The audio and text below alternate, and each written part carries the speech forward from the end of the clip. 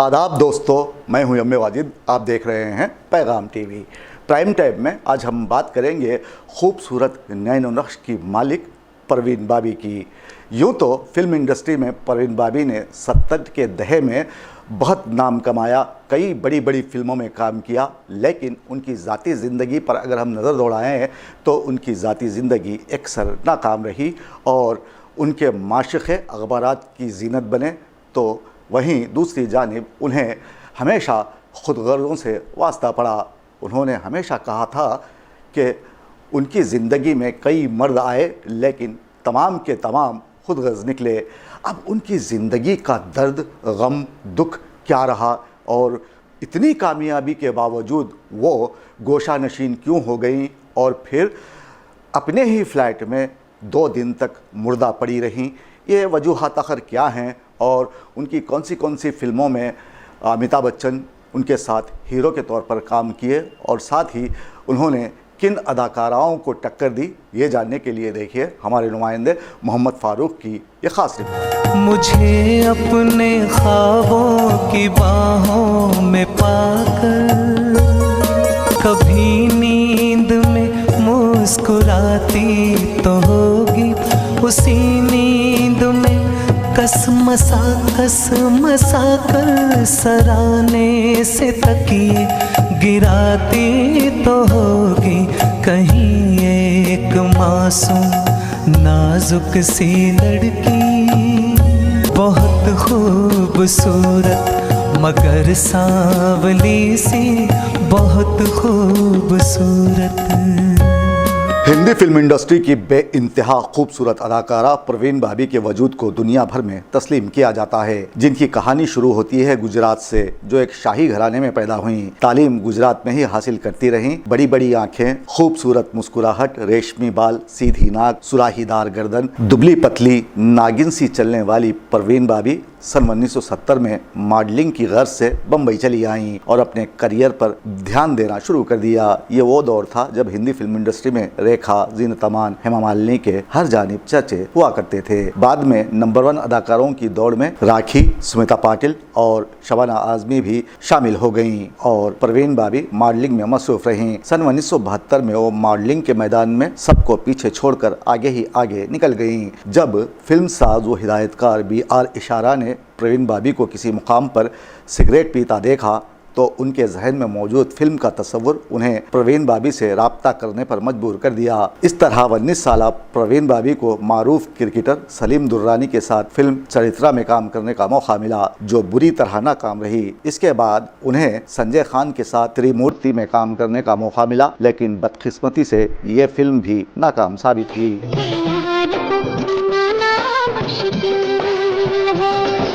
घर को बसाना आसान है। डायरेक्टर रवि टंडन इन दिनों एक कहानी पर काम कर रहे थे जिसे सलीम जावेद ने लिखा था। कम बजट की इस फिल्म में अमिताभ बच्चन के साथ परवीन बाबी को साइन कर लिया गया। सन 1974 में आई इस फिल्म को अवाम ने जरूर पसंद किया, जिसमें एक शख्स अपने खानदान के लिए बहुत मजबूर हो जाता है, लेकिन इस फिल्म ने बॉक्स ऑफिस पर कोई धमाल नहीं मचाया, जिसका नाम था मजबूर। परवीन बाबी को लोगों ने इस फिल्म में पसंद किया, जिसके गीत भी काफी मशहूर हुए और परवीन बाबी को इस फिल्म से हिंदी फिल्म इंडस्ट्री में एक नई पहचान मिली।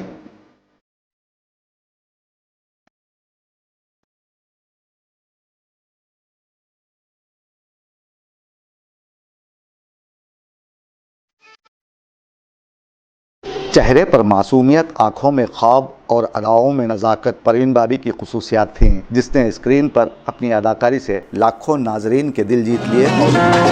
ढल न जाए कहीं ढलती रात, जरा बोलो ना, चुप हो आज कहो क्या है बात, जरा बोलो ना। सन 1975 में उनकी 2 फिल्में आईं जो ऑल टाइम ब्लॉकबस्टर साबित हुईं, दीवार और काला सोना। काला सोना में उन्होंने फिरोज खान के साथ काम किया था। फिरोज खान को उस जमाने में काऊ बॉय कहा जाता था। काला सोना में उन्होंने डैनी को एक खास किरदार में पेश किया और परवीन बाबी ने इस फिल्म में बतौर हीरोइन बेहतरीन अदाकारी करते हुए साबित कर दिया कि अब फिल्म इंडस्ट्री में उन्हें आगे बढ़ने से कोई नहीं रोक सकता।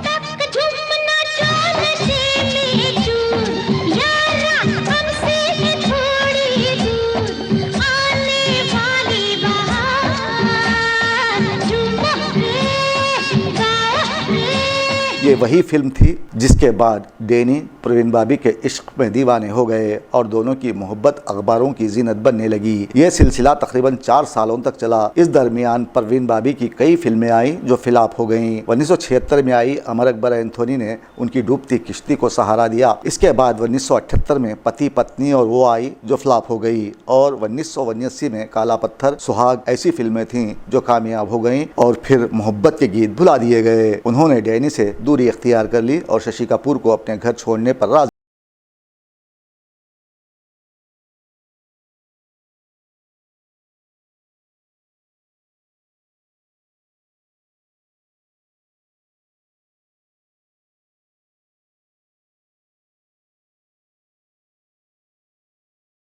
इन्हीं दिनों की बात है जब डैनी और प्रवीण बाबी का जज्बाती लगाव आगे न बढ़ सका। फिल्म फेयर के एक इंटरव्यू में डैनी ने प्रवीण बाबी से अपनी मोहब्बत का एतराफ़ करते हुए कहा था कि उनका साथ 4 साल तक रहा, फिर हम दोनों की राहें जुदा हो गईं। उसके बाद उनकी ज़िंदगी में बॉलीवुड के हैंडसम लंबे पूरे अदाकार कबीर बेदी आ गए। ताहम फिल्म इंडस्ट्री की मोहब्बत तो सभी ने देखी है। यहाँ शादियाँ भी ज़्यादा वक्फे तक नहीं चलती, चाहते क्या खाक कायम रहेंगी। कबीर बेदी के साथ भी प्रवीण बाबी ने प्यार किया। दोनों की जोड़ी को खूब पसंद किया जाने लगा। बेदी के साथ परवीन इस कदर संजीदा थीं कि उन्होंने अपने करियर के उरूज पर फिल्में छोड़ दी और ये दोनों यूरोप चले गए। कबीर बेदी उन दिनों एक अतालवी सीरियल में काम कर रहे थे। तकरीबन 3 सालों तक दोनों साथ रहे। जब ये मोहब्बत भी इख्तिताम को पहुंची तो प्रवीण बड़ी उदास हो गईं और हिंदुस्तान वापस आ गईं। दोबारा फिल्मों से जुड़ गईं, जहां उनके हिस्से में कई नाकाम तो बहुत सी कामयाब फिल्में भी आईं। सन 1980 में दी बर्निंग ट्रेन और शान फिल्म में प्रवीण बाबी ने काम किया जो कामयाब साबित हुई।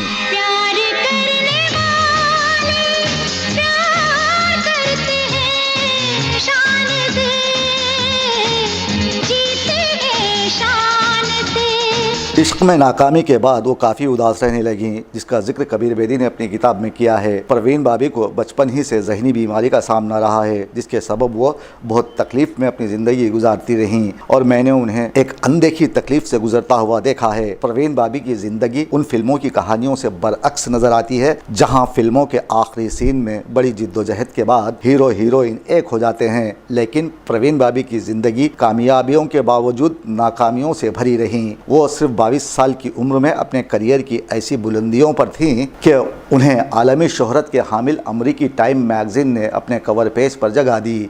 वो बॉलीवुड की पहली फनकारा थीं जिन्हें इस मैगज़ीन ने पजीराई बख्शी। उसके बाद प्रवीण बाबी खुद को अकेली महसूस करने लगीं।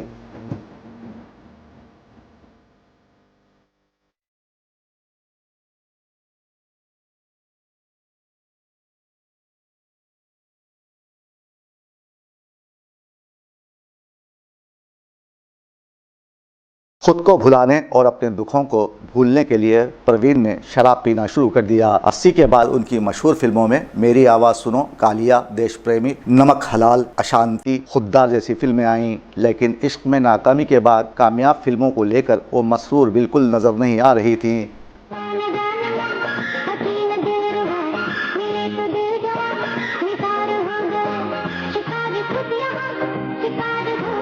प्रवीण बाबी का अनजान सरजमीनों पर सफ़र जारी रहा। उसने अजनबी चेहरों पर आया कहानियों को पढ़ा और उनके पीछे सोई हुई हकीकत को जगाने की कोशिश की। उसने कहीं जिनसी भूख को मोहब्बत का झूठा लिबादा ओढ़े देखा तो कहीं खुद परस्ती को मोहब्बत के नाम पर परवान चढ़ते पाया। उसके इर्द गिर्द बेशुमार बहरूपिये थे जो मोहब्बत की तौहीन कर रहे थे और वो थी कि पर्दे सीमी पर गाए चली थी।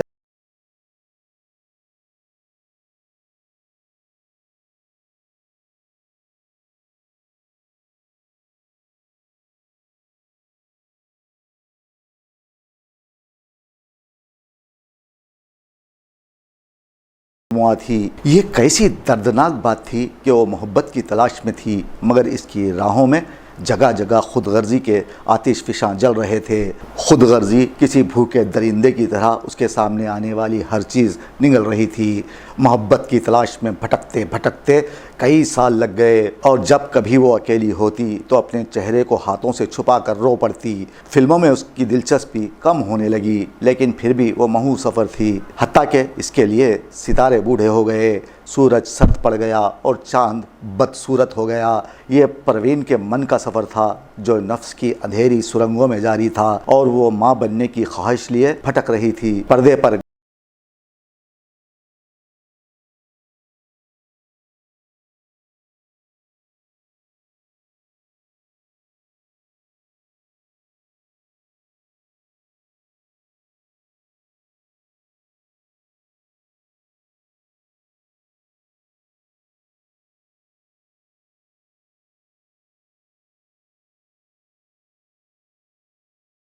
साथ उनकी जोड़ी खूब रही। लोगों ने दोनों को बहुत पसंद किया। एक वक्त ऐसा भी आया कि अमिताभ बच्चन परवीन बाबी के प्यार में दीवाने हो गए, लेकिन फिर दोनों के दरमियान दूरियां पैदा हो गईं। ऐसे में परवीन बाबी मायूसी के अंधेरे में चली गईं और महेश भट्ट उनकी जिंदगी में आए। महेश भट्ट ने आखिरी वक्त तक परवीन बाबी का साथ दिया। सन 1982 में अर्पण, महान, जानी दोस्त, रजिया सुल्तान, सितमगर, अविनाश और दीगर फिल्मों में परवीन बाबी ने काम किया, लेकिन ये तमाम फिल्में बुरी तरह नाकाम रहीं। ये दौर मिथुन चक्रवर्ती के जवाल का दौर था। 1986 में उन्होंने कोशिश की अविनाश फिल्म के जरिए आगे बढ़ने की, लेकिन नाकामयाब रहीं। जब परवीन बाबी की आखिरी फिल्म इरादा जो 1991 में आई वो भी नहीं चली, उसके बाद वो अपना ज़हनी तवाज़ुन खोने लगी। साथी मेरे साथी, रुत आती जाती कहे तेरी मेरी कहानी, कहे तेरी मेरी कहानी।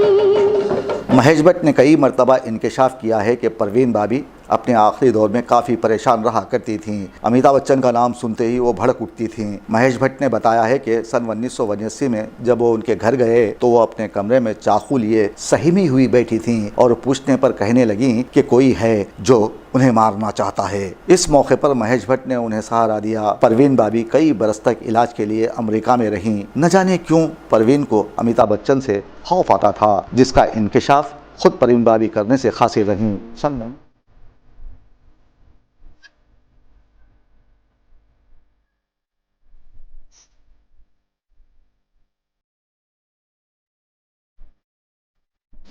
1991 में उन्होंने शत्रुघ्न सिन्हा के साथ फिल्म इरादा में काम किया। उसके बाद वो फिल्मी दुनिया से गायब हो गईं और अपने ही फ्लैट में रूपोश हो गईं और अपनी गुजरी ज़िंदगी के शब रोज़ नाकामियों पर सोचने लगीं। शराब सिगरेट का इस्तेमाल कसरत से करने लगीं। तमाम दोस्तों को मुस्तरद करने के बाद वो महेश भट्ट से मिला करती थीं। 20 जनवरी 2005 को 50 साल की उम्र में उन्होंने दुनिया को खैराबाद कह दिया। इस तरह एक ऐसी ज़िंदगी का इख्तिताम हुआ जिसने बेपनाह कामयाबियां हासिल करने के बावजूद मोहब्बत में नाकाम रही और अपनी अदाकारी से फिल्म बीनों को महजूज किया। अंधी राह के अंधे सफर में बीत गया जीने का जमाना, हम कितने नादान थे यारो, आज ये समझे आज ये जाना। वो हमेशा ऐसे शख्स की तलाश में रही जो उसे अपने दिल के आंगन में उतारे, उसकी रूह को अपने कलाम में पिरोकर सहराओं में मैं बरसाए। वो किसी ऐसे मसीहा की तलाश में थी जो उसे अपनी चादर में लपेटकर उससे मोहब्बत करे। लेकिन प्रवीण को जो भी मिला वो खुद गर्ज निकला, जिन पर ये शेर सा दिखाता है, जिस तरह ख्वाब मेरे हो गए रेजा रेजा, जिस तरह ख्वाब मेरे हो गए रेजा रेजा, इस तरह से न कभी टूट के बिखरे कोई।